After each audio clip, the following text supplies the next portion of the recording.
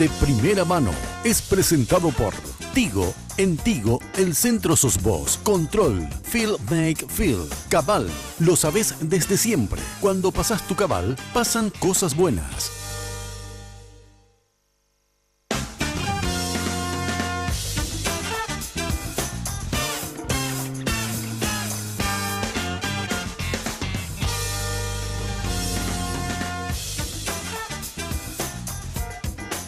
Muy buenas noches, bienvenidos a esta propuesta periodística de Red Guaraní, de primera mano, como cada miércoles, mitad de semana, y el gusto de poder compartir con cada uno de ustedes. Estela Ruiz Díaz, ¿cómo le va? Buenas noches. Buenas noches, Carlos, compañeros, ¿cómo están? Alfredo Boxia, ¿cómo anda? Buenas noches, Carlos, ¿cómo están? Andrés Riquelme, ¿cómo está? ¿Cómo estás, Carlos? Muy buenas noches, mi respeto a los televidentes. Hola, Roberto, ¿cómo le va? Carlos, buenas noches a la gente también. Nuestra invitada de hoy, de primera mano, ingeniera civil, egresada de la Facultad de Ingeniería de la Universidad Nacional de Asunción, la ministra de la Senavitat, Soledad Núñez. ¿Cómo le va, ministra? Buenas noches, gracias por venir. ¿Qué tal? Muy buenas noches, Carlos. Muchas gracias por la invitación. Un saludo a Alfredo, también un saludo a Estela, también a Roberto y un saludo a Andrés y sobre todo a la teleaudiencia que nos está viendo esta noche. Un placer estar aquí. Dicen que es el puntal del gobierno del presidente Cartes. Lo que te puedo asegurar, Carlos, es que trabajamos todos los días para poder cumplir con el mandato que tenemos y poder llegar a cada uno de los hogares de las familias paraguayas y garantizar el acceso a una vivienda digna. Cuando estaba en Techo Paraguay, porque de ahí se la conoce y mucho, ¿pensó alguna vez que tendría este cargo? Jamás. ¿Jamás? No, primero porque tengo que decir que quizá yo era una de las tantas jóvenes que en edad universitaria veía al sector público como un sector y un lugar donde uno no quiere involucrarse. Lastimosamente etiquetamos, a veces ponemos estigma, a veces quizá por un pasado con ciertas cuestiones de verdad o no, pero uno se aleja del sector público. Entonces, por un lado, ni siquiera proyecté verme a mí misma en el sector público y mucho menos ser ministra, ¿no? ¿En dónde está Soledad Núñez ahí en esa fotografía? Yo soy un poco miope, pero creo que soy la que está ahí en el frente con una pañoleta roja. Esto es en el Bañado Sur, si mal no recuerdo. Lo de la pañoleta roja es coincidencia. Coincidencia. Premonición. En la cabeza. No sé si veo bien o no, pero en la cabeza tengo, ¿sí? Sí. ¿Qué valor tiene para usted la familia?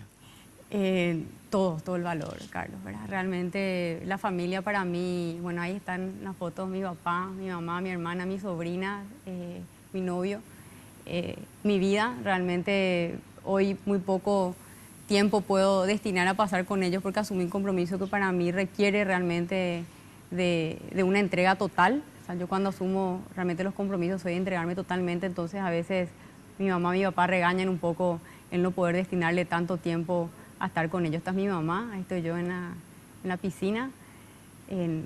Fueron mis puntales toda la vida, me apoyaron en todo, creo que me dieron la suficiente independencia para que pueda yo tomar mis propias decisiones y también muchas veces en base a errores poder aprender e ir creciendo. Nunca me impidieron que yo siga mis sueños que tuve desde siempre y tomé yo creo que decisiones que no fueron fáciles para ellos en su momento. Mismo el hecho de estar hoy donde estoy, recuerdo que cuando me tocó tomar o dar una respuesta, así decir sí o no, bueno, todo mi círculo más cercano me decía, Sole, vos estás loca, no, vas a entrar a la boca del lobo, hay riesgos, tu imagen, no vas a poder cambiar nada porque la burocracia es imposible de transformar, etcétera, etcétera, etcétera. ¿Y con quién decidió? Sola. ¿Sola? Sola. ¿Le escuchó a todos? Yo le escuché absolutamente a todos, que siempre al final, ¿no?, de esas recomendaciones venía, pero te vamos a apoyar en la decisión que tome. Claro, pero al principio te decían todo el resto, ¿verdad? Y tomé una decisión personal, ¿verdad?, porque sentía que iba a ser muy incoherente haber estado desde la gradería y yo era muy crítica desde la sociedad civil. ¿Cómo llegaron a vos? O sea, no. ¿Quién te propone realmente integrar el gobierno? Vos sabés que yo no sé eso, Estela, nunca pregunté. A mí me dijeron Juan Carlos López Moreira. Y puede ser, yo no pregunté quién fue la persona que me propuso. ¿Pero quién te llamó por teléfono o se comunicó contigo? Me llamó Juan Carlos, me dijo que el presidente quería conversar conmigo. Sí, no sé si ustedes recuerdan, pero en el momento del debate presidencial que había sido televisado por todos los canales, sí, yo fui una de las panelistas repreguntadoras. Sí, sabemos que le preguntó también. En su momento a los 4 candidatos. Yo tenía un libreto y yo quería saber las posturas de los diferentes candidatos. Entonces, bueno, me tocó estar como joven y como mujer en ese panel y haciendo repreguntas, y siempre participé muy de cerca de todas las cuestiones relativas a las políticas públicas, desde mi injerencia, mi conocimiento, todo esto de la sociedad civil. Yo creo que para mí Techo fue una escuela de vida muy importante, pasando de la universidad a activar de una manera mucho más comprometida con la realidad del país. Y yo me fui educando, madurando y creciendo, y fue lo que me permitió desde diferentes espacios. Yo estaba en el ENEP también, que es el Equipo Nacional de Estrategia País, entonces muy de cerca con el ministro Molinas, previamente trabajando. Y eso me permitió tener una cierta cercanía al gobierno. Yo desconozco, así como decía Estela, quién fue la persona que le dijo presidente Soledad Núñez, no sé, nunca pregunté, pero me tocó el desafío. ¿En qué colegio estuvo? Estuve en Las Teresas. En Las Teresas. Sí. Todo Secundaria, y estuve en primaria en el Instituto Paz. en el Instituto Paz. Sí. ¿Son dos hermanas ustedes? Somos dos hermanas. Yo soy la mayor, mi hermana tiene un año menos, exactamente porque las dos somos de abril. Yo cumplo el 9, ella el 16. Dos mujeres. ¿Ella no está en la función pública? No está. De hecho, de mi familia nadie está en la función pública, ni mi papá ni mi mamá. Mi papá siempre trabajó en el sector privado, tiene una pequeña empresa, trabajó siempre en ese ámbito, y él rodeado de todas las mujeres, ¿verdad? Es el único hombre de la familia, así que... ¿Olimpista? Olimpista. ¿Le gusta mucho el fútbol, dice? Sí, a mí me gusta desde chica. Mi papá me llevó, creo que tenía 5 o 6 años la primera vez, recuerdo perfectamente, me llevó para uno. Es la primera vez que me llevó a la cancha, y a partir de ahí, siempre acompañando ahí una fotografía con un regalo que me hicieron en la oficina. La camiseta, el termo, la bandera. La bandera, todo, sí. Pero juega fútbol también. Juego fútbol. La verdad es que siempre fui muy deportista desde la época del colegio. En el colegio, en el centro de estudiantes, me tocaba liderar los intercolegiales, era quien organizaba eso. De hecho, fui capitana del equipo de handball, de básquet. Ahí hay arcos libres, ¿eh? No, allá está el arco. Sí, no, está el arco, pero el arquero lo que no está. Debajo del árbol. Está el arquero. Esto fue en una comunidad indígena en Hernandarias, a Caraumí se llama la comunidad, donde habíamos entregado viviendas, y ahora estamos iniciando la segunda fase de construcción de viviendas ahí en esa zona, una comunidad bastante alejada del casco urbano, pero súper interesante. Tienen un líder joven que él es quien está transformando y cambiando toda la gestión comunitaria. Uno cuando entra a esa comunidad es impresionante, se nota, se ven los cultivos organizados, ordenados. Está afiliado. Técnico para Sí, sí. la patada, ¿eh? Los que sabemos y entendemos de fútbol, Me sí. hizo acordar de mi método de Pelé, cuando recomendaba poner el pie izquierdo al lado de la pelota y pegarle con el empeine. Exactamente como Pero y la mirada fija al arco. Sí. Sí. No está mirando el balón. La pelota es lo que le podemos renovar un poco a la Tengo que comunidad. decir, y ahí voló mi zapato, me acuerdo, porque no tenía los calzados adecuados. Chuté la pelota y salió volando, y creo que el zapato se fue a la misma velocidad que la pelota. Pero me gusta mucho el deporte. Leí que juega tenis también. Creo en el deporte, sí. Siempre en la época universitaria, además que éramos pocas mujeres en ingeniería, nos tocaba jugar todos los deportes en los Juegos Universitarios a las pocas mujeres deportistas que estábamos en la universidad. Siempre defendí el deporte, me gusta, es lo que cuando me sobra tiempo trato de invertir tiempo en eso. Juego tenis, fútbol ahora, y me gusta mucho andar en bicicleta también. Si podría trasladarme todo el tiempo en bicicleta, me trasladaría en bicicleta. ¿Por qué ingeniería, ministra? ¿Por qué eligió ingeniería en su momento? La verdad es que yo desde chica tenía una proyección que iba a ser arquitectura. Siempre fui de esas niñas inquietas que me gustaba construir, armar, desarmar. Siempre tenía eso en la cabeza. No habrá sido fácil ser mi mamá porque desordenaba mucho las cosas en la casa. Y todo el mundo me decía que iba a ser arquitecta porque además me gustaba dibujar. Entonces como que la combinación, vieron que a veces los adultos, los tíos, te dicen, no, vos vas a ser arquitecta cuando seas grande. Y seguí el bachillerato técnico en diseño gráfico, marketing y publicidad, porque era la orientación para los que teníamos teóricamente cierta vocación hacia la arquitectura, porque ahí teníamos historia de arte, dibujo técnico y tal. Y en esos 3 años de bachillerato me di cuenta que lo mío no era como la parte más creativa, y que me gustaban y tenía ciertas facilidades con las matemáticas y la física. Y me gustaba más lo concreto.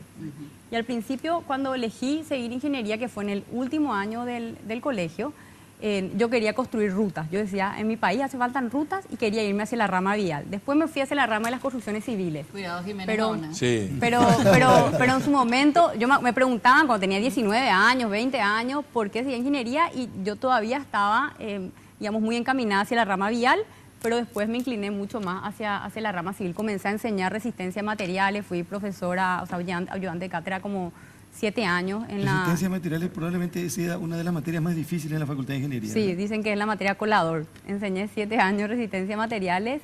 Descubrí ahí mi vocación por la docencia, como descubrí ahora mi vocación por el servicio público. Entonces digo que uno nunca tiene que cerrarse a las opciones que puede tener enfrente y tratar siempre de aportar lo mejor que uno puede. ¿Sus padres están afiliados a algún partido político? No, no están. O sea, la familia no está afiliada a ningún No, partido no está político. afiliada a ningún partido político. Y jamás le interesó, de hecho, por No, eso. nunca, nunca. A ver, mi familia no tiene una historia de militancia político-partidaria, no. Yo tampoco en lo personal. No fue la opción, ¿verdad? No, la verdad es que nunca tuve esta charla con mi familia para preguntarles por qué no, ¿verdad? Pero no fue una opción.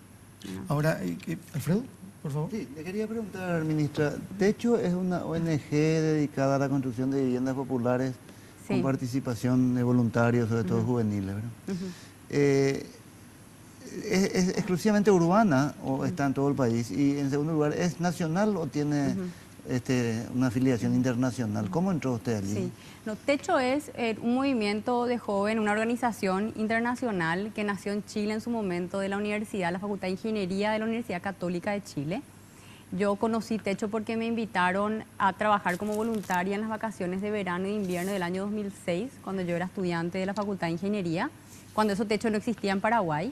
Entonces me fui a pasar todas mis vacaciones de verano trabajando en la cordillera de los Andes, trabajando con familias que estaban aisladas en el sur de Chile, construyendo viviendas de emergencia.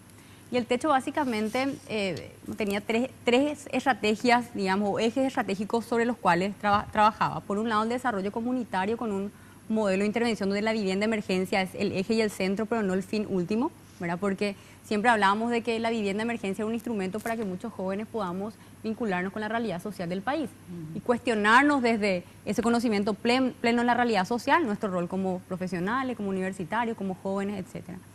Segundo, en el voluntariado entendido como un mecanismo de participación ciudadana en democracia, no como un simple activismo vacío, ¿verdad? Porque a veces revalorizar el voluntariado también es difícil, porque te dicen siempre qué bueno lo que haces, qué suerte que tenés tiempo, ¿verdad? Claro. Como si fuese que el voluntariado solamente uno puede elegir hacerlo cuando le sobra tiempo y que no es una decisión realmente comprometida con su país. Y el tercer eje, la incidencia en políticas públicas, ¿verdad? Entonces, todo ese es el corazón, digamos, de la propuesta real que traía Techo sobre la cual con la cual me tocó trabajar en esos 4 o 5 años que estuve, donde abrimos oficinas en Coronel Oviedo, abrimos oficinas en Encarnación, en Ciudad del Este, trabajamos con jóvenes en diferentes puntos del país y tanto en asentamientos urbanos como asentamientos rurales y también comunidades indígenas. Horacio Cartes, usted a Horacio Cartes le define hoy de la misma manera que lo definía antes de ser parte de su gobierno. A ver, yo al presidente no lo conocía desde antes. Me tocó trabajar con él y siempre mi trato fue muy profesional en todo momento, con darnos todas las libertades para tomar las decisiones que mejor nos parezcan para llevar adelante las políticas públicas que puedan dar respuesta a la gente, con un único pedido siempre de llegar a todos los rincones del país sin ningún tipo de distinción. Yo tengo que decir de que hasta el día de hoy el presidente nunca levantó el teléfono para decirme, Soledad, quiero que te vayas a tal lugar o quiero que la atiendas a fulanita o a fulanito, ¿verdad? Nosotros, o que defina a favor de alguien. O que eso menos, ¿verdad? Que defina a favor de alguien nunca en estos casi 3 años de gestión. Y siempre un apoyo total. Pero voy a replantear la pregunta.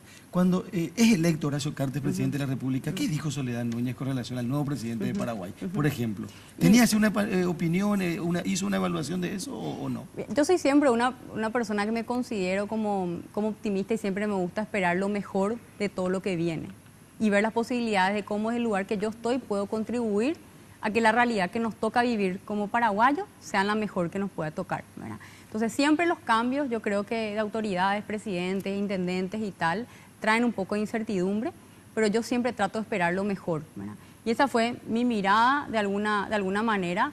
Lógicamente, en ese momento quizás desde una posición mucho más externa, que hace que uno no conozca tanto los desafíos que uno tiene desde el sector público.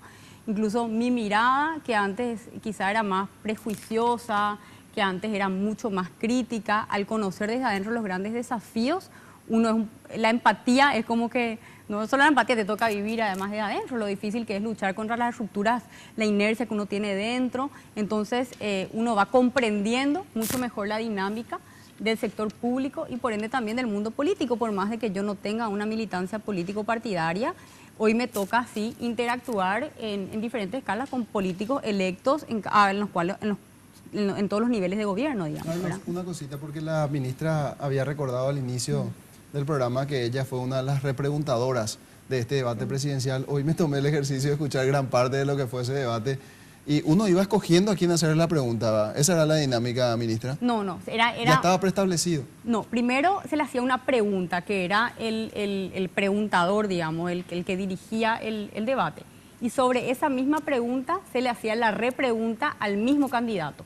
Ajá. O sea, entonces, y nosotros teníamos una lista de repreguntas, es decir, yo sabía cuáles podían ser tenía la lista de las preguntas. Entonces yo sabía cuáles podían ser los temas que salían, que era de un bolillero. Entonces yo me voy ya con los temas sabiendo que se iban a abordar y tenía en mente qué es lo que a mí me interesaría saber sobre cada uno de esos temas. ¿Por qué le hice esa pregunta? Porque allí ya pudo tener una impresión del Horacio Cartes candidato. Sí. Y una evaluación de lo que era su perfil. En ese momento, antes de las elecciones, eso fue en marzo del año 2013, ¿qué impresión le dio en aquella ocasión el presidente? Y el presidente era un outsider de la política, ¿verdad? Un empresario que venía con un perfil muy empresarial a adentrarse en el mundo público. Y lógicamente eso te da como una impresión de decir, bueno, ¿cómo será que se va a desempeñar este señor en el cargo? ¿Será que como un outsider va a poder tener las herramientas para poder transformar la gestión política, la gestión pública? Un montón de dudas que uno tiene en su momento que creo que son propias, digamos, de tener en estos casos candidatos que vienen fuera de lo tradicional que conocemos. ¿Y usted votó en el 2013? Yo voté en el 2013, sí. ¿Es secreto? El voto secreto. Lo único que puedo decir, siempre responde, me preguntaban varias veces, ¿verdad? Voté cruzado, ¿verdad? Y digo, porque esto uno vota, yo creo que es naturalmente la elección que hace una persona independiente, que siempre, yo todas las veces que voté, siempre participé de que tengo 18 años de todas las elecciones locales y también, a nivel nacional y a nivel local. ¿Se arrepintió de haber votado cruzado? De hecho, muchas veces me arrepentí de candidatos que elegí. Claro que sí, forma parte de la democracia. Pero de ¿verdad? haber votado cruzado hoy que está en el gobierno, ¿le parece que se equivocó o hoy en el futuro votaría directamente a la misma nucleación? Yo no voto por nucleación, yo voto por realmente la propuesta política o de gestión pública que se ofrezca a la ciudadanía, el candidato que a mí más me inspire. Siempre mis votaciones fueron de esa manera. Ok, ¿verdad? lo que le quiero preguntar Sí. es si usted estando en el gobierno hoy se da cuenta que tener el control del Parlamento es importante para llevar adelante las políticas públicas y no volvería a votar cruzado o se mantendría en su concepto No, antes. es que cada escenario pienso que es distinto. Sí volvería a votar cruzado si considero de que las opciones, la manera en la cual están configuradas las propuestas, hoy no sabemos nada, en 2018 todavía cuáles van a ser las listas, cuáles son las propuestas, etcétera, en función a un criterio que uno, yo creo que individualmente y personalmente va formando y luego en el cuarto oscuro le toca tomar la difícil decisión, ¿verdad? Y a veces uno no se va tan seguro, ¿verdad? Forma parte de tener que asumir la responsabilidad de elegir. Lo que sí en todo, digamos, desde que tengo 18 años y que puedo votar, siempre en cada elección traté de promover la participación en cuanto al uso del deber que tenemos, el derecho de ejercer el voto, ¿verdad? ¿Cree innecesario ser parte de un partido político? No sé si es necesario. Yo celebro realmente que muchos jóvenes se vayan involucrando con los partidos políticos porque creo de que de la transformación también de nuestros partidos depende de la transformación del país. No fue mi opción. Hoy no me siento identificada con ningún partido personalmente, pero quizá por la historia que yo tengo, ¿verdad? Una trayectoria de trabajo más del sector de sociedad civil. Mismo en Techo me tocó trabajar con jóvenes de diferentes partidos, jóvenes afiliados al Partido Colorado, al Partido Liberal, jóvenes que están afiliados a otros partidos menores, jóvenes independientes.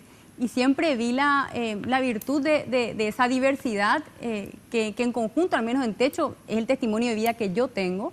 Se pudo dejar todo eso de lado y se ponía en primer lugar los objetivos que tenía la organización. Entonces yo vengo de esa experiencia rica que a veces uno sueña y dice, ojalá que esto sea, ojalá que esto se pueda traducir a nivel país, ¿verdad? Que no sea uno que se vuelve, yo me vuelvo oposición simplemente por ser oposición, o yo simplemente porque soy colorado, celebro y aplaudo todo lo que hace el Partido Colorado, y que podamos entre todos entender de que en primer lugar tiene que estar el país más allá de las diferencias que podamos tener. Y puedo ser un poco idealista, pero es lo que creo, ¿verdad? Es lo que Ahora, usted dijo que cuando fue electo Horacio Cartes, bueno, siempre tiene esperanzas porque es algo nuevo. Sí. Pero también uno tiene prejuicios generalmente. Bueno, este viene de tal área o el partido al que representas, etcétera, etcétera. Entre ese prejuicio y esperanza, por decirlo de alguna manera, del 2013 a hoy, usted trabajando, estando adentro, ¿cuál es la opinión que tiene de Horacio Cartes? Como le decía antes, ¿verdad? Que una persona que se suma al mundo político para tratar de hacer cambios y luchar contra una estructura que no es fácil de ir transformándola. Estamos hablando además de un partido que tiene sus luces y sus sombras como muchos otros partidos, ¿verdad? Pero quizá una historia mucho más pesada que no se puede gestor, conocer. diríamos, más allá, Sí. como gestor, ¿cuál es la opinión que usted tiene de él ahora? Y él entró a ser un disruptor, a tratar de cambiar la gestión pública, sobre todo con políticas muy claras en cuanto a la transparencia, el combate a la corrupción. A nosotros nos ha dado en todo momento un respaldo de un 100%, y ustedes recordarán que nos tocó destituir a funcionarios que estaban muy arraigados hace más de 20, 25 años en la institución. Hemos promovido un montón de denuncias ante la Fiscalía que nos hemos ganado no muchos amigos por hacerlo, pero jamás eso fue un objeto. O sea, yo siempre digo, puedo yo hablar de mi experiencia y mi testimonio, trabajo con el presidente, que es el de un respaldo en un 100% a la gestión que hoy estamos impulsando desde la Senavitat, y es uno de los factores fundamentales para que hayamos logrado los objetivos que logramos en estos años. Ministra, probablemente usted haya conocido bastante de la Senavitat desde techo ya, por Sí, la sí. similitud del área de trabajo, ¿no? Pero ¿cómo encontró la Senavitat al hacerse cargo? ¿Y por qué hubo esa notoria mejoría en la gestión de la institución? Y yo ¿A qué atribuye? a veces hasta digo, Alfredo, que teníamos el trabajo fácil porque tan débil estaba la institución que hacer algo bien ya iba a ser un cambio Se notorio notaba ya, importante. se notaba. ¿Verdad? La verdad es de que yo me encontré con una institución muy debilitada en todos los aspectos, en sus programas, en sus proyectos, en sus recursos humanos, en sus áreas, en los procesos, procedimientos. No existían, los programas funcionaban con total discrecionalidad, no habían reglamentos. Los recursos humanos, si bien es cierto, mucha gente con la que me encontré que tiene muchas ganas de empujar el carro para adelante y se sumó al barco, y a uno lo motiva cuando ve que funcionarios de muchos años se sienten identificados con esta nueva administración. También es cierto que nos habíamos encontrado con ciertas debilidades en esos aspectos. Muchas historias de corrupción, hay que decirlo, y sin miedo. Las 3.500 viviendas paralizadas que encontramos habían recibido contratos y anticipos por más del por el 50% del monto de los contratos, y tenían todos los contratos una cláusula que no nos podíamos ir al Poder Judicial a hacer una demanda, que teníamos que ir a un arbitraje privado. Pero increíblemente no teníamos presupuesto para pagar el arbitraje. Entonces era toda una máquina, ¿verdad? Interesante que estaba... Da la impresión que estaba... Da la impresión, pero uno dice, bueno, muchas empresas de maletín, ¿verdad?, que a nosotros nos ha tocado tratar de identificar, ya no existían, o sea, no hay oficina, uno quiere iniciar las demandas para requerir la devolución del patrimonio. Empresa Camilo Recalde. Camilo Recalde, el caso de $4 millones. 4 millones de dólares. Sí, que se firmaron los cheques 2 días antes del cambio de gobierno, creo que el 13 de agosto, ¿verdad?, en su momento. ¿Qué pasó con eso? Y eso está vinculado a la destitución de los 3 funcionarios que ahora están imputados. Sigue abierta la causa en la Fiscalía. Nosotros promovimos ahora una modificación en una ley para poder dar respuesta social a esas familias, porque yo siempre digo, lo más doloroso de toda esta situación que nosotros encontramos no es solo el daño patrimonial. Por un lado es importante porque son recursos de todos que no sabemos a dónde fueron a parar, y hay que requerir la devolución, no tienen que haber impunidad, se tienen que identificar a los responsables. Pero después está la otra historia, ¿verdad?, la más triste, la historia, digamos, del lado social. Cuando me toca recorrer estas comunidades y las familias te cuentan su historia y te dicen, ministra, no se imagina lo feliz que yo me puse cuando llegaron los obreros, comenzaron a cavar, a poner los cimientos, iba a tener mi casa propia, y después eso queda parado y queda ahí estancado. La ilusión, la esperanza. Y me dice, claro, y ahí mi ministra, no me pides que vuelva a creer. Claro. ¿Cómo yo puedo volver a creer si esto ya pasó, ¿verdad? Ministra, quiero aprovechar Sí. este momento. Y hablamos varias veces de esto, incluso en Monumental, en La Lupa, en la radio, en la televisión. Ahí hay un antes y un después. Sí. Y se nota en el rostro de la ministra una satisfacción plena, porque es contribuir para que una familia, para que una persona o para que los integrantes de una familia tengan un cambio, pero radical. Mire que este es un ejemplo de casa, pero no, ahí está, por ejemplo. Eso, no quería utilizar un término Sí. para que no suene mal. Sí, pero Vivir ahí y vivir acá, sí. hay mucha diferencia. Totalmente. Y te menciono un tema fundamental que yo me animo a decir que es de los impactos más grandes que puede llegar a tener una política de vivienda como esta, que transforma el piso de tierra y el techo de paja en una vivienda adecuada. El baño. Tener la letrina separada 50 metros, a veces hasta 100 metros de la casa, en el bosque, a veces son hoyos en el fondo del monte, y me refiero sobre todo al contexto rural, y pasar a tener una ducha con un sanitario, con servicios, tiene un impacto no solamente en la salud. La otra vez una madre en Uruguay, en San Pedro, me decía: ministra, ahora estoy tranquila porque yo tengo 3 hijas adolescentes que a la noche tienen que salir al baño y tienen que caminar hasta el fondo, y eso para mí significa un riesgo, ¿verdad? No estoy tranquila porque mis hijas tienen que salir a la noche y desplazarse, y sabemos que a veces hay situaciones bastante delicadas. Es un proceso de educación también para eso. Sí, nosotros la acompañamos siempre más o menos. Ahora queremos entrar a evaluar las 20.000 viviendas que entregamos. Yo soy una fiel convencida que las políticas públicas deben evaluarse. Es la tarea más difícil y menos gratificante de repente para las autoridades, porque después quien mide la evaluación, pero hay que hacerse, se deben hacer. Entonces estamos iniciando ahora una licitación para poder evaluar las 20.000 que nos van a poder orientar respecto a la pertinencia y la focalización de los programas, ver qué porcentaje tenemos en caso que exista de abandono, porque como estamos hablando de personas y de vidas humanas, eso es dinámico. Hay veces que una familia tiene que dejar una vivienda por razones que son entendibles, pero si no manejamos las cifras exactas de que ese porcentaje, de qué manera se da y si aumenta o no en zonas rurales versus comparación con zonas urbanas o comunidades indígenas, nunca vamos a poder hacer las correcciones en la política pública en sí para ir mejorando la inversión y la focalización. Y ese es un gran desafío que tiene hoy la Dirección de Planificación de la institución, que va a entrar a evaluar y a medir el impacto también de las 20.000 viviendas que entregamos en los diferentes puntos del país. La experiencia reciente y no tan reciente también demuestra que no es tan fácil sacar a la gente de un barrio inundable, de una zona suburbana, y llevarla a un lugar cualquiera de central, ¿verdad? Hubo varias experiencias fracasadas con eso, porque hay todo un entramado social y de necesidades de servicio y de facilidades que tienen aquí cerca del centro de la ciudad y que no tienen allá. Y bueno, escuela, transportes, servicios sanitarios, vinculación con la comunidad, trabajo. ¿Cómo se logra que la gente permanezca allí, establezca ese entramado de solidaridad social y de capital social, como para que no vuelva otra vez a su casa al río, cerca del río?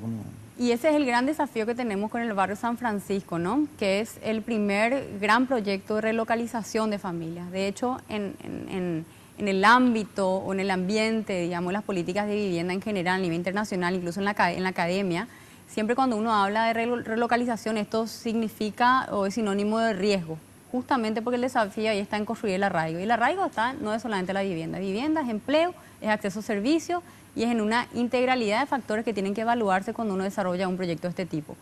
El barrio San Francisco, nosotros creemos de que reúne todas las consideraciones. Primero, porque no es un desplazamiento fuera de la ciudad. Estamos hablando que Asunción, la capital, les brinda un espacio a estas familias que por años han ocupado territorio del río. Son 1.000 familias que van a ser reubicadas de 5 barrios de la Chacarita, que se delimitó un perímetro para su intervención de manera tal a que se cumpla con el doble objetivo de poder despejar también una zona que hoy está degradada, que cuando uno camina y recorre los pasillos de la Chacarita Baja, de estos 5 barrios, San Pedro, San Jorge, San Vicente, San Felipe, Zona Baja y San Jorge, uno encuentra arroyos contaminados, no hay recolección de basura, o hay una precariedad que implica un riesgo en varios aspectos para las familias que habitan esa zona, y esa realidad no debería coexistir con la otra realidad de oportunidades y de crecimiento que presenta la ciudad. Y bajo esa premisa planteamos la construcción y el desarrollo de este proyecto, donde sin duda, Alfredo, en la sostenibilidad, el gran desafío que tenemos es lograr ese arraigo en la familia. Ahora, el barrio no fue pensado solamente como un proyecto de vivienda, y creo que esa es la gran diferencia, sino como un proyecto de desarrollo social. Por eso están contemplados en acceso a servicios sociales de calidad, como la construcción de un colegio técnico, una escuela, un centro de salud, comercios, usos mixtos, para que se genere empleo. Hay una zona comercial importante y sobre todo el diagnóstico social. Hoy nosotros tenemos identificada de cada una de las familias el perfil socioeconómico. Sabemos que de ahora de la primera lista de preseleccionados de cerca un poquito más de 600 familias de la Chacarita, el salario promedio es inferior a una unidad de salario mínimo. Eso rompe a veces con ciertas verdades que asumimos, que hay gente que gana mucha plata en la Chacarita y tal. Hoy tenemos relevados inferior a una unidad de salario mínimo.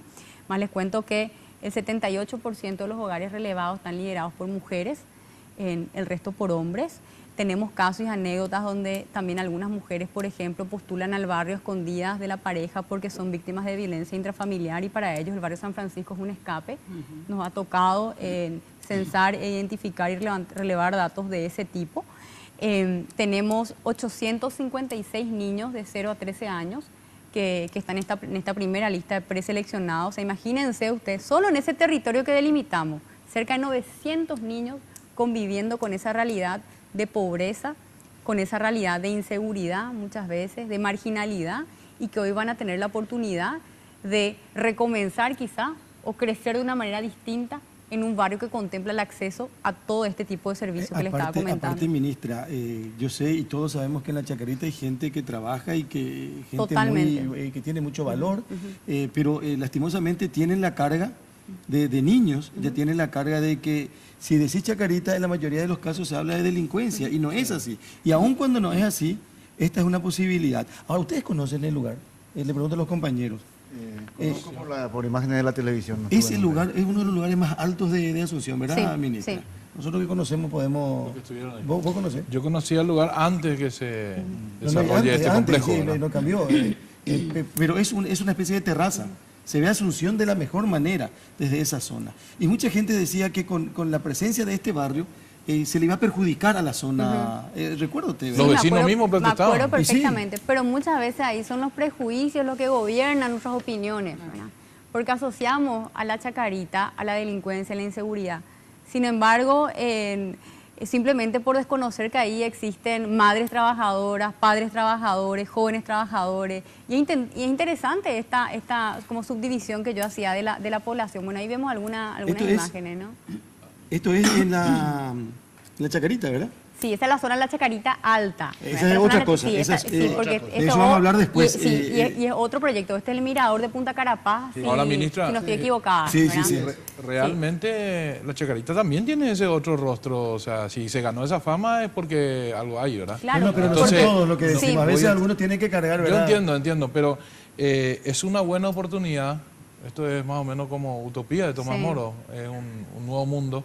Y es una buena oportunidad para evitar que se repitan los mismos males de inseguridad. Totalmente. En ese sentido, ¿qué tienen previsto hacer en el barrio? Bueno, y con el Ministerio del Interior trabajando de manera coordinada, no solamente que va a haber una comisaría en el barrio, que tiene que ver con infraestructura, quizá con servicios humanos que van a estar a disposición de la gente, sino que trabajar en todas esas dimensiones con las familias post-mudanza, que hay todo un plan de gestión social que lo trabajamos en las 3 etapas, previa, durante la mudanza y posterior. El gran desafío, insisto, va a ser posterior, porque si nosotros dentro de 10, 15 años nos damos cuenta de que las condiciones no mejoraron, como ha pasado y ha sido el fracaso en muchas políticas en Chile, por ejemplo, a mí me tocó conocer la experiencia de los monoblocks que Chile está tirando abajo ahora, y conversar con las familias que hace 20 años recibieron esas casas y te dicen, no cambió mi vida absolutamente nada más que el techo y las paredes de mi casa. Eso no queremos que suceda en este proyecto.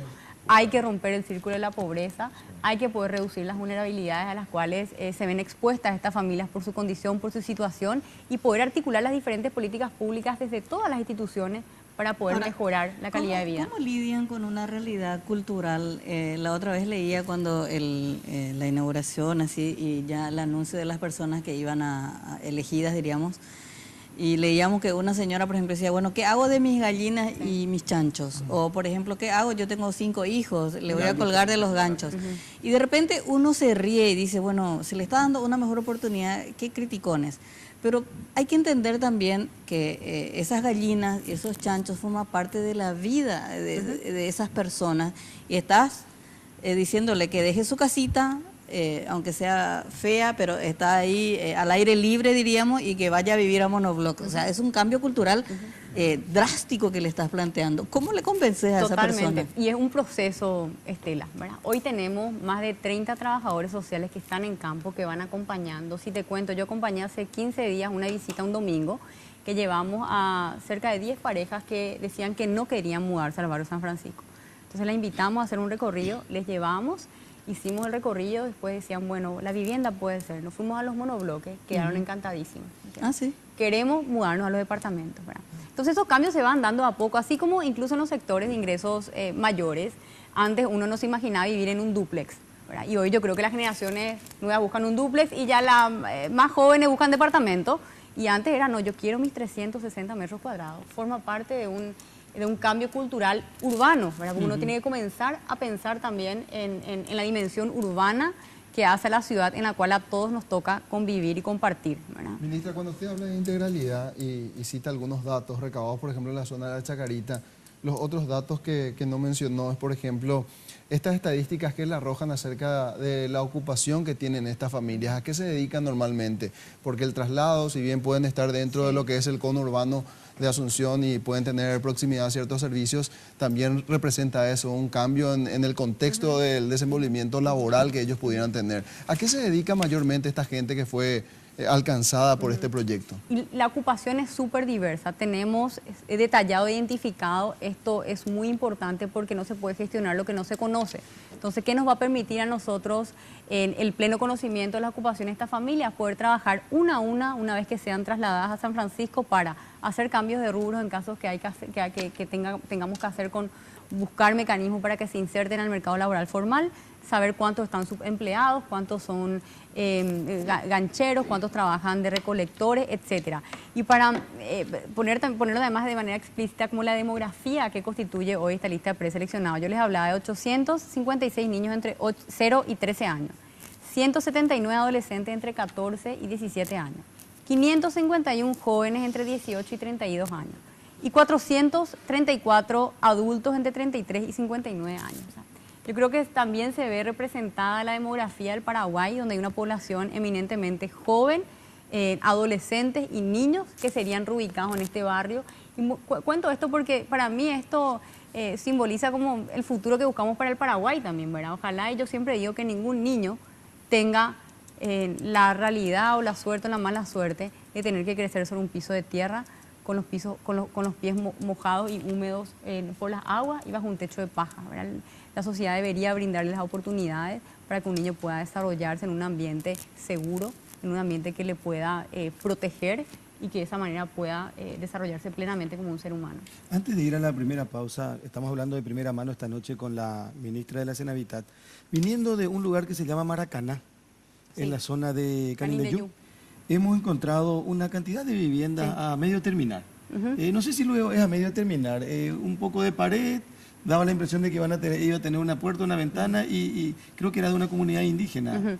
Puede ser, es probable. Son 3.500 viviendas en total, como yo comentaba, Carlos, que estaban paralizadas. 50% ya resolvimos, 50% sigue en nuestra cartera, donde estamos trabajando para ir salvando los temas jurídicos, que son los más complicados, para reactivar estas obras. Pero están todas, están todas identificadas. Están identificadas, sí, sí, pero están todas abandonadas también, por lo que usted dice, están paralizadas y necesita de que alguien se ocupe de eso. Exactamente. Digo nomás para repetir otra vez, qué pena, porque se generó esperanza, expectativa y hasta ilusión en mucha gente de esa comunidad. Y una pregunta que, ¿es tan así que se dice con relación al número de viviendas que ustedes están entregando al concluir este año, que van a entregar? Sí.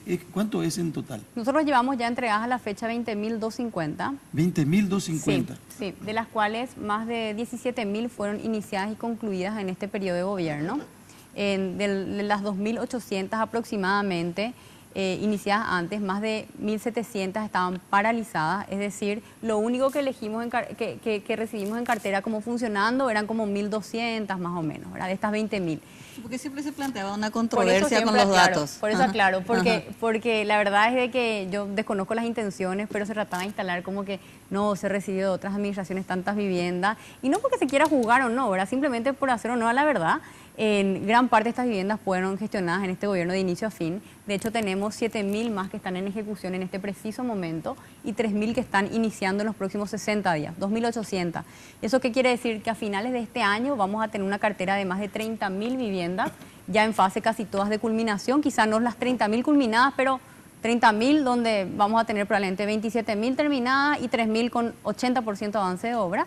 Y son números realmente que dan cuenta de una intervención importante y un crecimiento grande, y ojalá que a quien le toque venir a futuro el déficit general habitacional en Paraguay de viviendas sociales. Sí. Y el déficit, según los últimos estudios que hizo la DGEC, la Dirección General de Encuestas Estadísticos y Censos, habla de un déficit cuantitativo en torno a 100.000 viviendas. 100.000. Sí. Eso es desde el 2013. Desde el 2013. 2013 sí. en adelante. Sí. O sea, deberíamos tener 3 periodos presidenciales más para satisfacer todas las necesidades, a este ritmo. Sí, igual nosotros queremos seguir creciendo exponencialmente y que el 2018 podamos tener un crecimiento incluso mayor al de este año 2017. Pero sí, yo creo que esto es irreversible, las políticas de vivienda no pueden retroceder, va a ser uno de los grandes legados del gobierno del presidente, que la vara está puesta alta, que a quien le toque venir en la siguiente administración, independientemente del sector que sea, que se puedan sostener. Y la otra gran deuda que tenemos a escala es con las familias de ingresos medios, ¿verdad? Paraguay adolece una política de vivienda realmente integral. Si hoy sacamos una foto de la situación de acceso a la vivienda, ¿qué es lo que tenemos? Un mercado que atiende a los sectores de altos ingresos, tanto con los productos financieros como la oferta que está en el mercado, y un sector público que por una deuda tan grande se ocupó con políticas de Estado de subsidio muy elevadas a atender a los sectores en situación de pobreza y pobreza extrema. Dentro hay una amplia gama, ¿verdad?, de familias de sectores medios, medios altos, incluso medios bajos, que hoy no tienen la posibilidad de acceder a una vivienda. Y ni qué decir si tocamos el tema del déficit cualitativo, que ahora nosotros estamos lanzando un nuevo programa para atender al déficit cualitativo, que es otra realidad. En este primer programa lo vamos a focalizar para familias de hasta 2 unidades de salario mínimo de ingreso, y va a ser en el área metropolitana de Asunción porque se focaliza el déficit cualitativo ahí. Vamos a estar lanzándolo en los próximos 30 días. Eso se refiere a viviendas que no satisfacen las necesidades de las personas que están habitando. Exactamente. Para aclarar, el déficit cualitativo son las necesidades de mejoramiento o ampliación. Esto se debe a muchas razones, principalmente a la bonanza económica que tuvimos en la última década, donde muchas familias lo que hicieron fue su ahorro, ponerlo en un lotecito que pudo comprar y a veces construirse una pieza, un baño, pero la vivienda todavía no cumple con todas las condiciones para ser catalogada como una vivienda adecuada. Entonces, eso hay que combatirlo, no con políticas de construcción de vivienda nueva, porque ahí estaríamos mal invirtiendo los recursos del Estado, sino que con políticas de atención al déficit cualitativo para darle la oportunidad que puedan ampliar o mejorar las condiciones de la vivienda que tienen hoy. Vamos a parar una cortita. ¿Cómo no, señor? Comandante. ¿Cómo le voy a decir que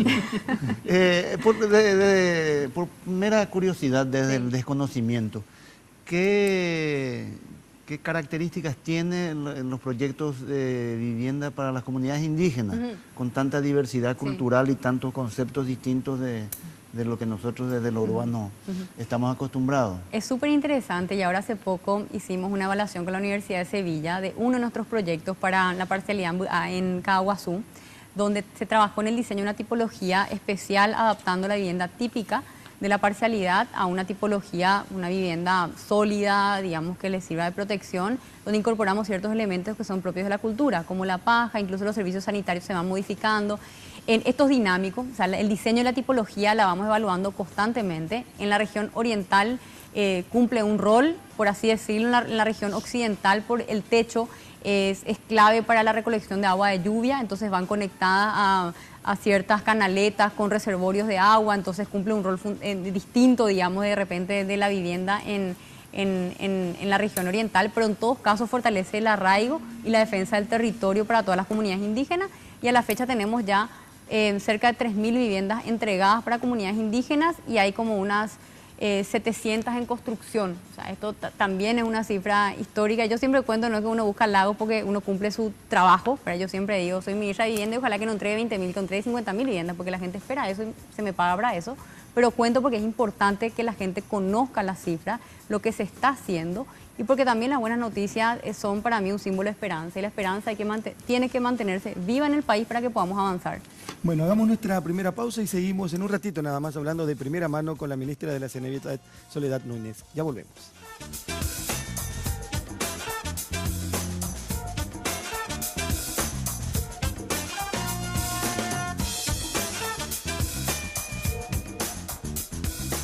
Llegaron los megas de Tigo para que estés conectado siempre. Ahora todas tus mini cargas a partir de 10.000 guaraníes vienen con más megas de regalo para que puedas subir fotos y videos cuando quieras. Además recordá que tus paquetillos de internet vienen con WhatsApp libre. ¿Qué esperás? Hacé ya tu mini carga, porque en Tigo el centro sos vos.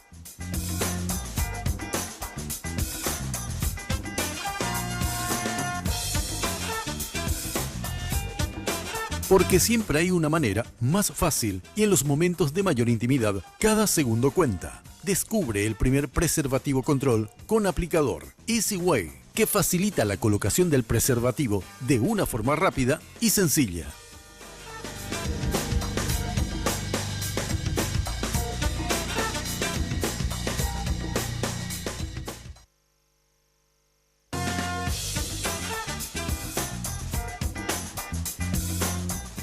Estamos de vuelta, estamos en esto que se llama De Primera Mano a través de Red Guaraní. Nuestra invitada esta noche, la ministra de la Senavitat, Soledad Núñez.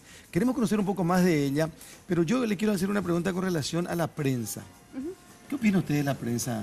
Creo que los medios de comunicación tienen un rol fundamental en el país para el desarrollo, y bueno, siempre nosotros nos hemos puesto predispuestos, si valga la redundancia, a poder dialogar, conversar respecto a todos los ámbitos. Pero mucha gente se queja de la prensa cuando está en una función y dice que es cosa de la prensa le molesta. No.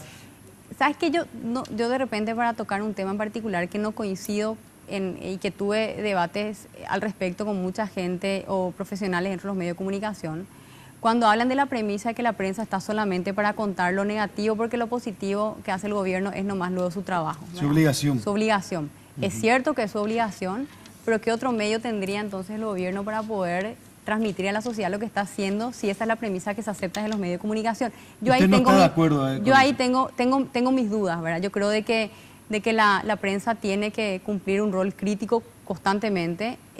Yo siempre trato de mostrarme abierta a las críticas porque es la única manera de mejorar. Le digo a mi equipo, nunca nos pongamos a la defensiva, no importa si uno explicó una vez y tiene que explicar 1000 veces, es nuestro trabajo, nunca nos podemos cansar de explicar porque es el rol que tenemos. Siempre trabajamos de esa manera en la Senavitat, y cuando hay algún tipo de duda lo que hacemos es abrir las puertas y con total transparencia poder aclarar todo lo que sea necesario.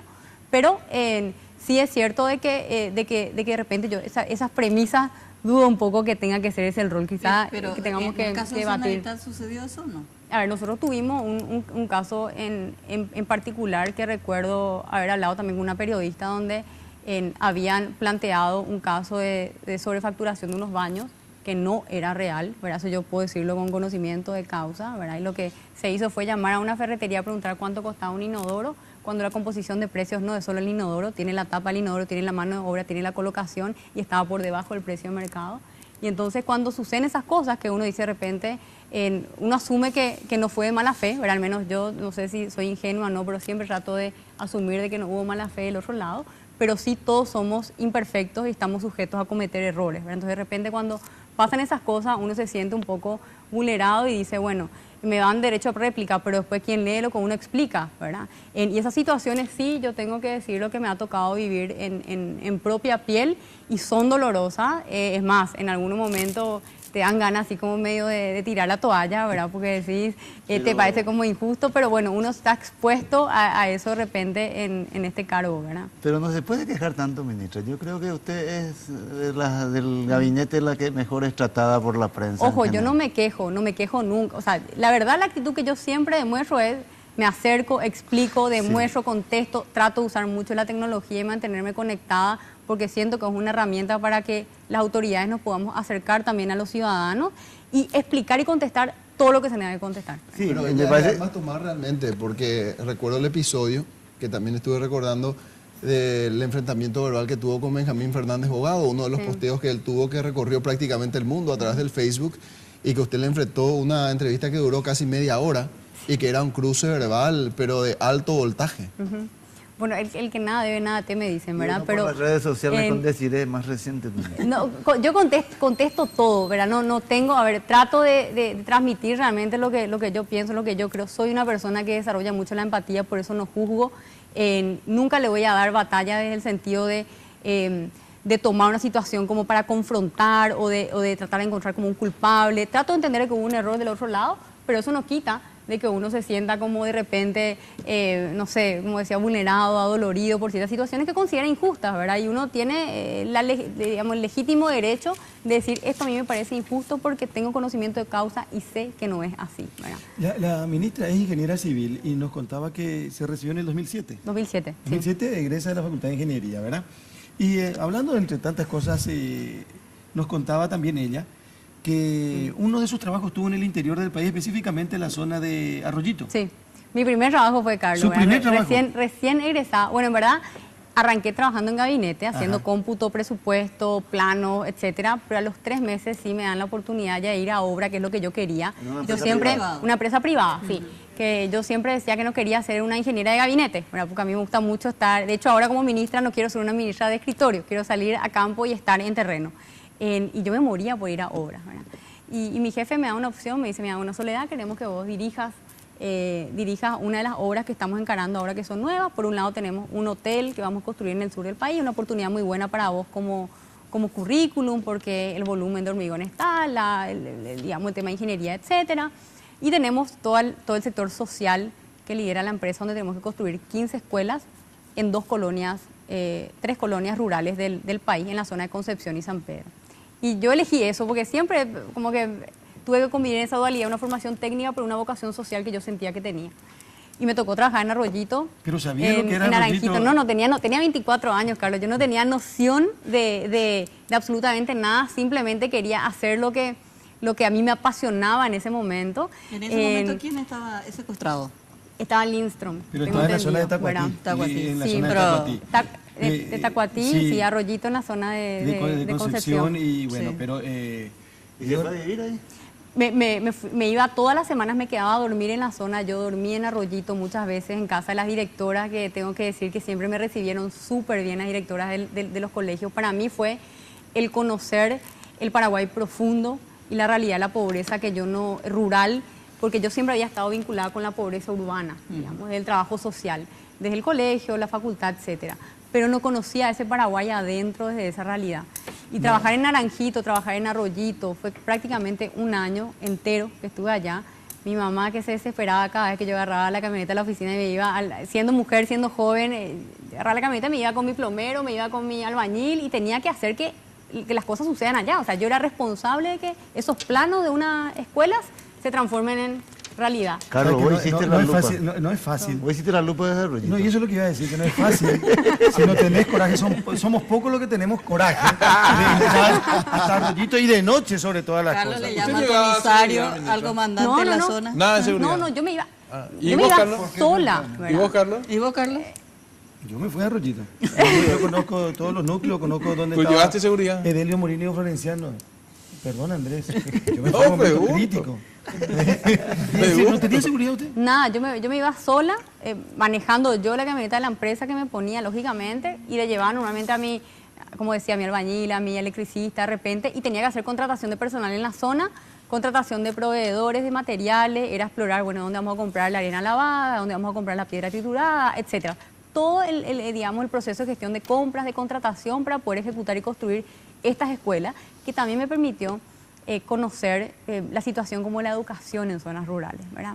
En la precariedad muchas veces de la infraestructura escolar, las preocupaciones que tenían las propias maestras, maestros, los directores en estas aulas, en estas escuelas, Y forma parte de mi historia de alguna manera, que creo que me fue formando en todo el proceso de mi vida. Confirmó que le gustaba el área social. No, ahí. Sí, no, pero definitivamente. de todos modos, ministra, creo que usted conoció más que yo esa zona, pero para mí fue realmente una satisfacción conocer a la gente de Arroyito por la forma de expresarse y por el contenido de la expresión.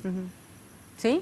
Hay que estar y conocer, porque no todo es malo, ni pésimo, ni desastroso en esa zona. Alguna gente quizás hace de esa zona una zona de temor y de peligro, pero hay gente que tiene demasiado valor y vive con tanto sacrificio, 100% de acuerdo. sin camino, sin tantas... Ahora estamos construyendo más de 250 viviendas en Arroyito. Entregamos ya 60, están 180 ahora en fase de culminación y están otras 100 que tuvimos que rescindir el contrato por incumplimiento de la empresa, pero estamos reactivando y que esperamos terminar antes de fin de año. Entonces también todas estas viviendas van generando fuentes de empleo, se construyó... el empedrado que une Tacuatí con Orqueta, que está también ahí próximo. Y finalmente esa situación de desolación o quizá inseguridad en el norte hay que combatirla con políticas de Estado. Evidentemente, y así como Arroyito hay otros sitios también en el interior. Quiero... La gente tiene humor, Carlos. Llega un mensaje y dice que cuando fuiste a Arroyito llevaste una sola seguridad. Una sola división de infantería. Bueno, no fue tan así. La gente... Nomás, yo le quiero preguntar, porque esta es un tema que me plantearon. Fujikura es una de las empresas de maquila más importantes de Paraguay, que está asentada en Alto Paraná. Y me dicen que en el 2013 los primeros 100 empleados de Fujikura recibieron un certificado que se les estaba otorgando un monto para su primera casita. Hubo cobertura mediática en el despacho del ministro de Industria, ministro de Senavitat. Todos felices, buena propaganda, pero ahí quedó el tema. Hasta ahora, nada. Las personas quedaron solo con este certificado y nada más.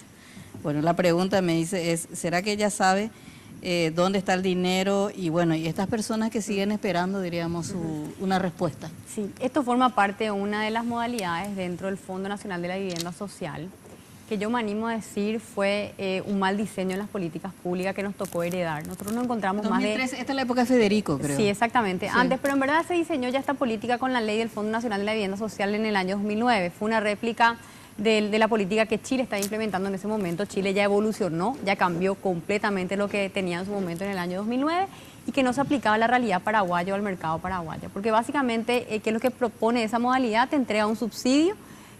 Primero el Estado ya no construye la casa, lo que hace es te da el dinero para que vos te puedas comprar una casa, pero para que te puedas comprar la casa tenés que ir al mercado y tenés que tener un mercado de desarrollo de viviendas económicas que funcione. Porque si yo te doy 70 millones, pero te vas y no existe ninguna vivienda de 70 millones porque no hay capital privado que se está invirtiendo para desarrollar ese tipo de vivienda, entonces no funciona. El match no se da. Y eso es lo que pasó con más de 3.000 subsidios que nos habíamos encontrado entregados. Entiendo que el caso de Fujikura estaba dentro de ese paquete. Y hoy estamos reformando todo ese programa. Por un lado, hicimos un focus groups con algunas empresas del mercado para diseñar un programa que saque proyectos para trabajadores de ingresos bajos que formen parte de una empresa, donde se encuentra una manera que la empresa pueda salir como garante para un microcrédito complementario, etcétera. Estamos en fase de diseño.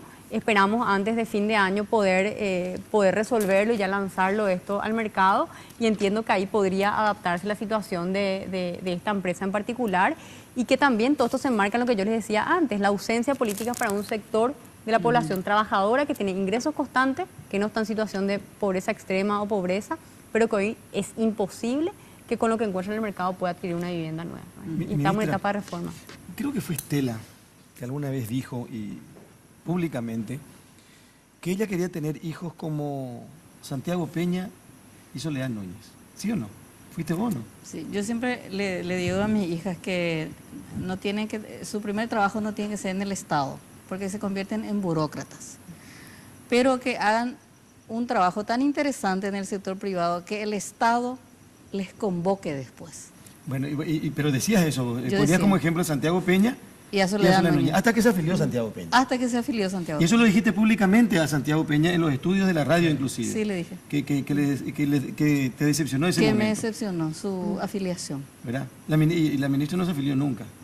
Yo justamente tenía una pregunta para la ministra, que yo creo que ella tuvo dos momentos críticos, diríamos, dentro del gobierno en el que la coyuntura como que le empujaba a tomar una posición. Una de ellas es la afiliación de Santiago Peña, que también decía, ¿te vas a afiliar o no vos también, etcétera, etcétera? ¿Vos sabés lo que respondió? Alguien te interrumpo ahí, cuando le preguntaron, una persona muy importante del partido. Soledad Núñez no está afiliada, sí, pero ella trabaja, dijo.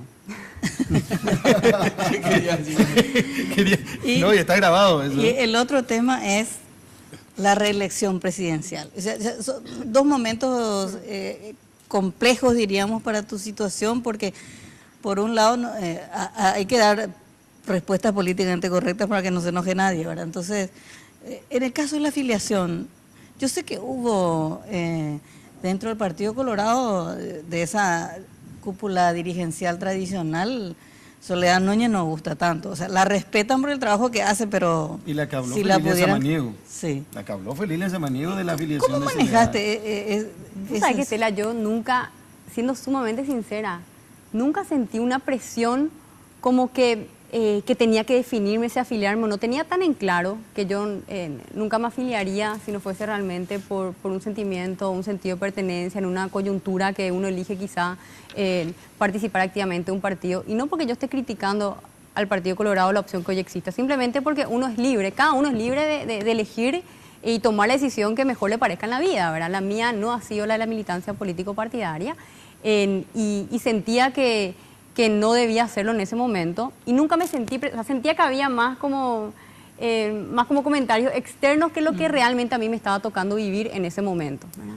Desde luego que, no sé si fue la senadora... También, con la enmienda, fueron momentos delicados. Exactamente, sí. Para porque, la reelección. Y yo te diría que hasta es sorprendente para mí, porque yo soy una persona de carne y hueso igual que todos ustedes, que está viviendo un momento de su vida así con mucho compromiso, dedicación, pero que también va aprendiendo en este proceso, ¿verdad?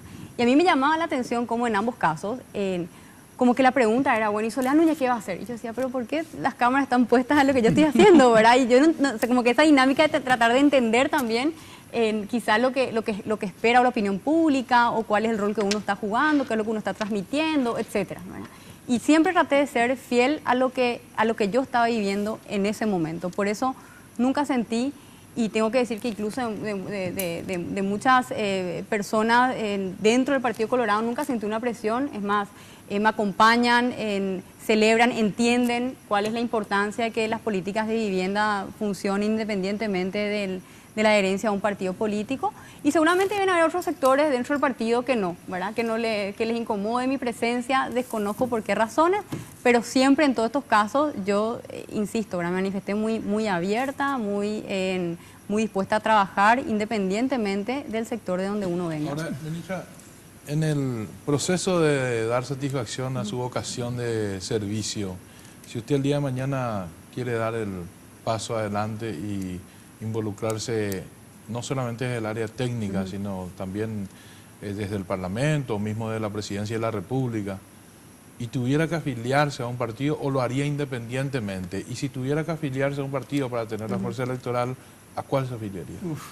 Y hablar del futuro siempre es difícil, ¿verdad? Porque uno, no sabe cuál va a ser la coyuntura, cuál va a ser la realidad que nos va a tocar administrar, ¿verdad? Por eso yo siempre trato de ser muy prudente, y sí, cuando me preguntan si voy a candidatarme a algo o no, sí transmito la decisión que tomé al 2018, que no me voy a candidatar a nada. Además, estoy súper concentrada en cerrar un ciclo donde espero poder dejar un legado institucional que ojalá no tenga retroceso en el futuro, y al contrario, que a quien le toque liderar la Senadidad el día de mañana encuentre una base sólida sobre la cual se pueda construir algo mejor. Yo siento un compromiso muy grande con la causa, es lo que a mí me mueve todos los días cuando me levanto y me voy a dormir, siento que postularte un cargo electoral implicaría dejar de lado todo eso. Y hoy Paraguay lo que necesita son políticas de Estado. Y a futuro no sé, ¿verdad? No sé, adelante, por eso quiero ser súper prudente para decir. Puede ser parlamentaria, ¿verdad? Después del 2018 podría ser, no sé, ¿verdad? Pero digo como... Pero, a ver, apunto a la misma pregunta de otro modo. ¿Sí o no? Supongamos que el ganador, el presidente que gane en el 2018, sea quien sea, y el signo que sea, le diga, mire Soledad, hizo tan buen trabajo que queremos que siga en el cargo 5 años más. Opción A. Opción B, que no le digan eso, que le den las gracias. ¿Cómo ves en la opción B? O sea, ¿le agrada la opción A? Y en todo caso, ¿cómo ve la opción B? ¿Cómo se ve usted? Sí, no, y a ver, en el caso que se dé la posibilidad de continuar, no habría que conversar en ese momento. Yo tengo como también proyecciones personales, hay que ver cómo esas cuestiones se van conjugando, y que sería como la opción B, ¿no? Si en caso de no estar dentro de la función pública, sé que en el lugar que me toque estar, ya sea sociedad civil o sector privado, voy a buscar algo donde yo sienta que mi acción tiene un impacto en el entorno. A mí eso es lo que me motiva.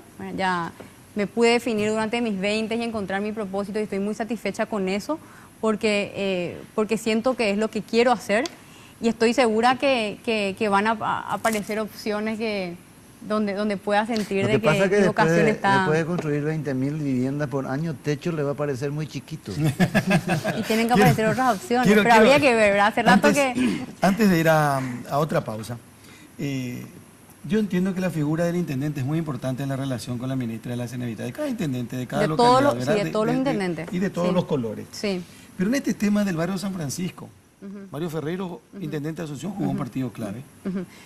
Claro, o sea, todos los actores, acuérdense que nosotros tuvimos a punto Pero de... él podía trancar si era por una cuestión podía de trancar el nomás. gobierno De hecho, local. había un proyecto en el Congreso. Podía trancar el poder legislativo, por eso Sí. digo que muchos actores tuvieron parte en este proceso, y que logramos poner al país en primer lugar, porque la verdad es que tenían en sus manos, si querían truncar el proceso, lo podían haber truncado. Y eso mucha gente, también. cuando me acompañaban esto así, quizás en confidencia, ¿verdad? Pero habían, me acompañaban y me decían, pero ministra, ahora después de esto vos tenés que catapultarte ya a algo político. Y yo decía, pero el interés mío no es político, yo no estoy buscando esto, ¿verdad? Yo quiero que este proyecto se lleve adelante porque la ciudad necesita, ¿verdad? Y porque no podemos seguir postergando la atención a la situación de los bañados. Pero interesante nomás las miradas diferentes cuando uno de repente está en un lugar y desde otro, ¿verdad? Y nos tocó hablar y conversar con todas las bancadas. Hemos recibido una muy buena acogida en su momento de todas las bancadas. Cuando presentábamos, mostramos el proyecto en detalle, apoyaron. Entonces no salió la ley que iba a impedir el proyecto. Y lo mismo a nivel de gobierno local, trabajando con los diferentes sectores dentro del municipio. Pues en el municipio mismo hay diferentes sectores ahí que tensionan, ¿no? Y un apoyo total poniendo a la gente en primer lugar y el país, y eso es señal positiva para el Paraguay. Hacemos otra pausa, seguimos en un ratito de primera mano con Soledad Núñez, ya volvemos.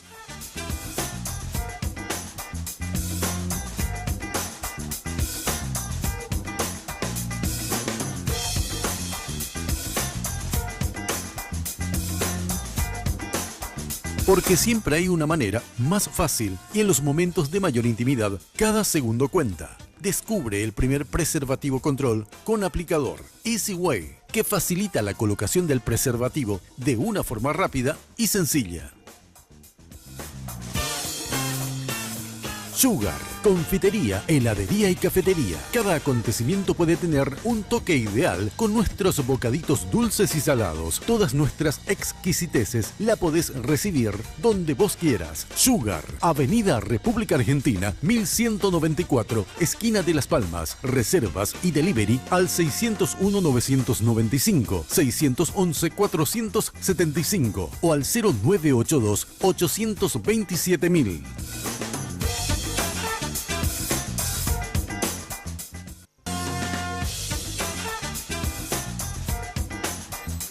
Estamos de vuelta y en acá antes de ir a Chacarita Alta, ¿va a pedir voto por Santiago Peña? ¿O no? ¿O cómo es? ¿O la ministra de Generalitat no pide voto por el candidato? No, la verdad es que yo no estoy involucrada dentro del proceso político y electoral. Campaña por Santiago Peña. Yo tengo un cargo en este momento como ministra y creo que es sano estar ajeno como de todo el proceso electoral y simplemente seguir enfocada en el trabajo, que es asegurar que todas las familias paraguayas tengan acceso a una vivienda digna. ¿Cómo le define a Santiago Peña? Me tocó trabajar con él cuando era ministro, creo que es un joven que tiene mucho compromiso con el país y bueno, hoy se lanzó a una tarea que no va a ser fácil y nuevamente, como siempre, las expectativas de ver cuál será la situación. Replanteando la pregunta, hay un menú... Acá pregunta Andrés, es lo que vos replantea. Yo replantea... pregunta, así que ahora está del otro lado. Estoy recibiendo del otro lado, ¿verdad? Sí. Si bien es cierto que usted no está afiliado al Partido Colorado, por lo tanto no participa en las internas, Pero uno siempre tiene un deseo, y usted trabaja en este gobierno, trabajó con Santiago Peña.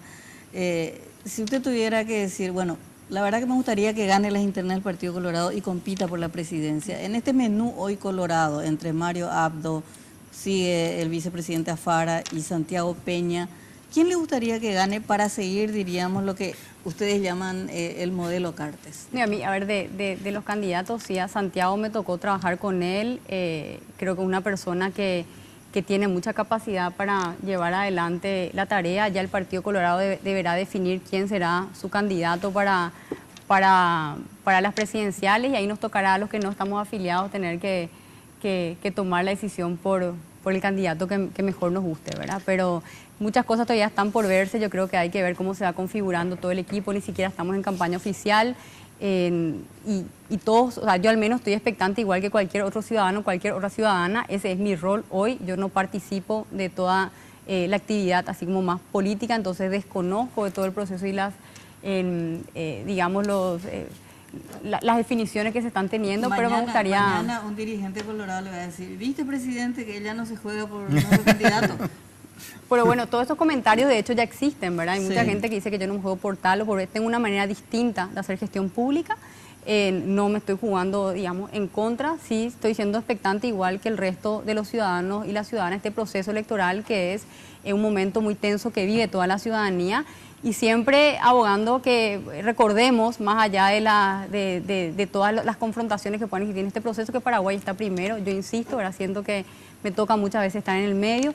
Claro que se siente, Estela, que uno está de repente trabajando en el medio de un fuego cruzado y una batalla que sea electoral, que me toca a mí ser más espectadora. Quizá no es fácil, quizá no haya muchas posiciones iguales a la mía, pero me toca sí ser fiel y tratar de transmitir lo que yo siento y pienso en este proceso, y todos me van a encontrar trabajando todos los días sin distinción.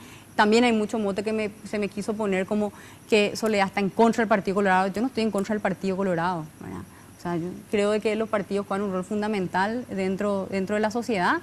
Siempre voy a estar en contra de los malos vicios que no tienen color, lastimosamente, ¿verdad? O sea, la corrupción no es de un solo partido, es más, no solo del sector público.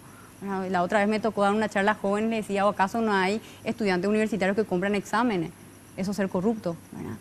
¿O acaso no hay empresas privadas que evaden impuestos? ¿No hay acaso empresas privadas que finalmente son parte de toda la rosca de la corrupción como proveedoras del Estado, ¿verdad? Entonces tenemos que también tratar de ser un poco críticos en el sentido de no generalizar. A mí me ha tocado conocer a referentes del partido excelente, hoy me toca trabajar con ellos. Los que me conocen saben perfectamente que hemos logrado trabajar muy bien para asegurar una buena ejecución de las políticas públicas, y siempre voy a tener a alguien probablemente que no me va a querer, que no le va a gustar lo que yo digo, que va a preferir que yo diga tal o cual cosa, o que espera que yo piense y diga lo mismo que otro diría. ¿Alguna vez habló de este tema específico con el presidente? Nunca el presidente me tocó este tema, nunca tocamos el tema político. En estos casi 3 años yo nunca me senté a hablar del tema político. Se entiende como que, perdón, ministra, pareciera ser como que usted en su hoja de ruta ya tiene bien diseñado que su misión concluye en agosto de 2018. Por el momento sí, exactamente. Y me quedó flotando hacerle la pregunta de cuál es su aspiración, porque decía también, yo tengo proyectos personales. Dentro de esa hoja de ruta, ¿cuál es el siguiente paso? No, y habría que ver, a ver, yo siempre creo de que uno tiene que seguir también formándose para poder ofrecer mejores condiciones al país. Esa puede o no ser una opción en mi vida también. A mí creo mucho en la academia. Yo podría continuar mis estudios, podría no continuar, ¿verdad? Y siempre tengo ansias de querer aprender más para poder ofrecer mejor al país, mejores condiciones al país. Puede ser una opción esa, puede ser trabajar en el sector privado para poder mirar al sector público también con mayor perspectiva. Uno cuando está adentro es tan intenso todo, y le digo que no es fácil, ¿verdad? A veces el testimonio de vida es más difícil de contarlo, sobre todo hacer eco, pero es muy desgastante. Entonces, bueno, las decisiones yo no las tengo tomadas todavía, pero sí, hoy estoy trabajando con un horizonte a agosto 2018, porque uno tiene que tener la previsibilidad también de lo que quiere dejar cuando tiene un cierre del ciclo. Yo desde el primer día traté de mirar no solamente en el corto plazo, mirar en el mediano y en el largo plazo, y también trabajar en la institución que a mí me gustaría dejar. Ministra, estamos cerrando. Yo entiendo que es muy amplio lo que se puede hablar con Soledad Núñez, pero no quiero dejar pasar esto porque agosto del 2018 está muy próximo. ¿Es tiempo suficiente como para hacer eso que se conoce como Chacarita Alta? No, vamos a dejar la inercia suficiente para que no se pueda ir para atrás. Este es un proyecto gigante, el mejoramiento de la Chacarita Alta. Vamos a estar trabajando con cerca de 1000 familias para ahí no formalizar. se le mueve a la gente. No se le mueve porque no es una zona inundable. Esto es la zona más consolidada que está por encima de la cota 64. Entonces vamos a trabajar con esas familias para vincularlas socialmente y físicamente a la ciudad. Hoy eso prácticamente es impenetrable. Lastimosamente no lo concebimos como un barrio formal de la ciudad.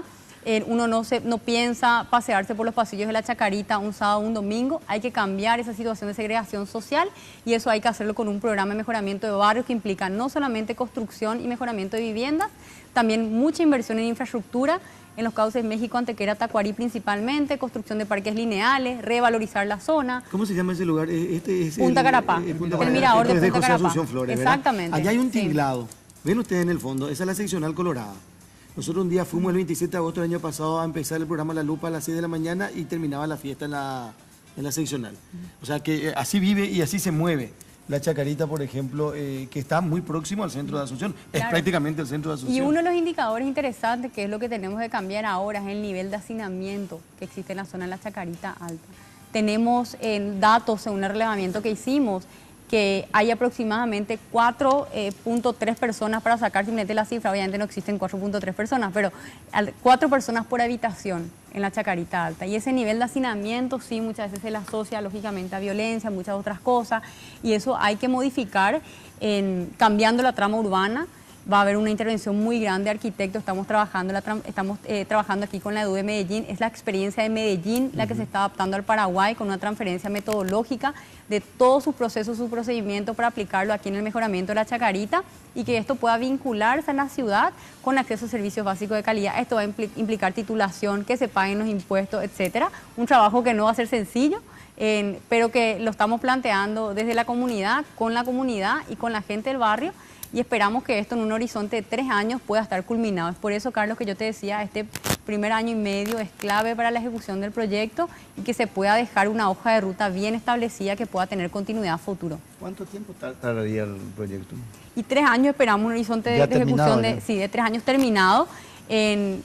El año que viene va a ser clave para las principales obras de confianza que pretendemos construir. Va a haber una biblioteca, un centro cultural, o sea, muchas, un poco tomando la experiencia de Medellín, que fue excelente en la vinculación al trabajo de barrios informales.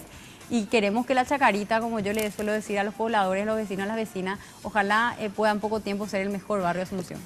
Ministra, cuando uno mira los números de su gestión comparativamente, hablando con gestiones anteriores o gobiernos anteriores, es abismal la diferencia. Si usted tuviera que adjudicar la responsabilidad o el mayor o menor éxito de esa gestión a un tema determinado, que Horacio Cartes le haya dado todo su respaldo, que haya tenido una adjudicación económica en el presupuesto que le permitió hacer eso, o que usted haya desbaratado cierto nivel de corrupción interno, ¿a cuál de esos aspectos daría mayor importancia? Es que es la suma de todo, Andrés, pero sin duda, sin el apoyo del presidente iba a ser imposible. O sea, si vos tenés un presidente que está yendo hacia un lado y vos hacia otro, es imposible, por más buena voluntad que tenga y por más recursos que uno tenga.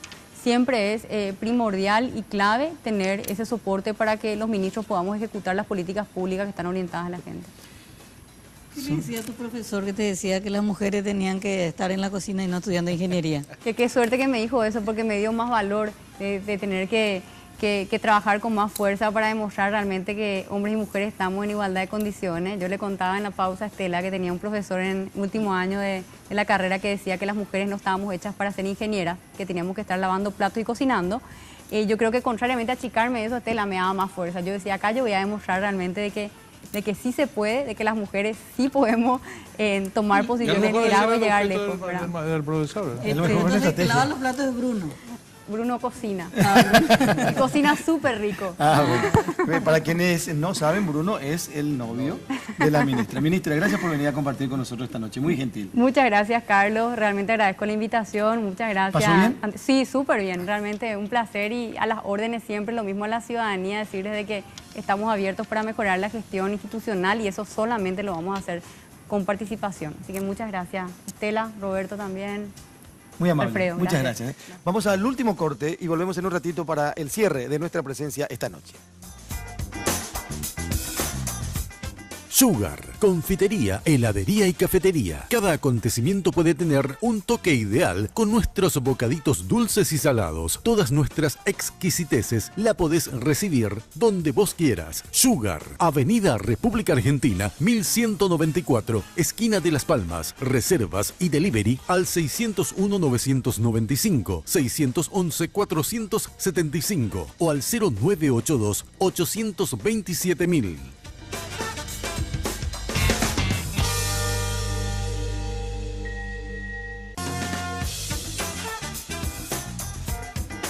Bueno, pasa otra noche con esto que tiene que ver con información y datos de primera mano, la ministra de la Generalitat.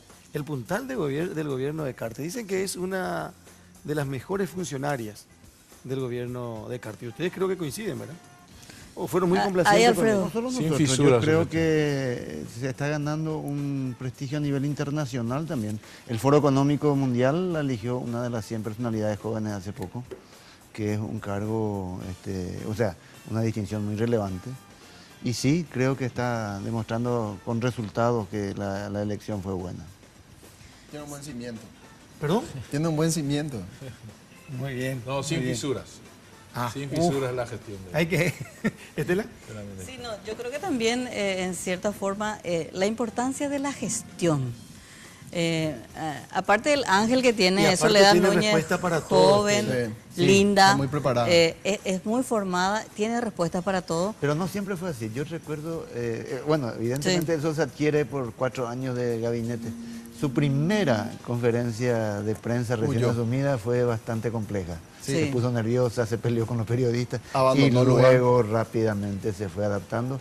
Y viste con qué facilidad te contestó las preguntas complicadas que le hiciste sobre la enmienda y sobre la Sí. reelección. Bueno, nos vamos. Es un gusto siempre compartir con ustedes, con la gente que nos elige, nos prefiere. Les invitamos a encontrarnos la próxima semana aquí en Red Guaraní y mañana tempranito, 5 de la mañana.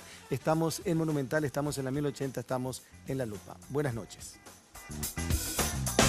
De primera mano fue presentado por Tigo. En Tigo, el centro sos vos. Control, Feel Make Feel. Cabal, lo sabés desde siempre. Cuando pasás tu cabal, pasan cosas buenas.